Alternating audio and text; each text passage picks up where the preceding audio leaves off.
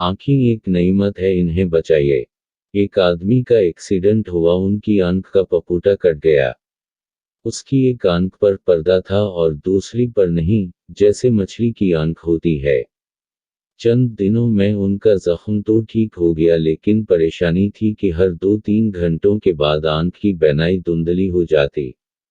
Doctor ने कहा कि हवा में मिट्टी के छोटे छोटे ज़रात होते हैं, वो आंख पर जम जाते हैं, इसलिए आपको बार बार आंख धोना पड़ेगी।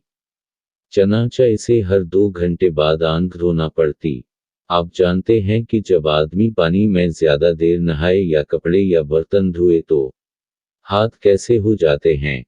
इसी तरह जब वो बार बार आंख को धोने लगे तो उनके रुखसार के ऊपर जख्म सा बन गया।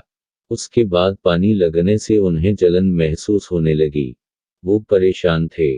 डॉक्टरों को बताया गया तो वो कहने लगे कि हम कुछ नहीं कर सकते।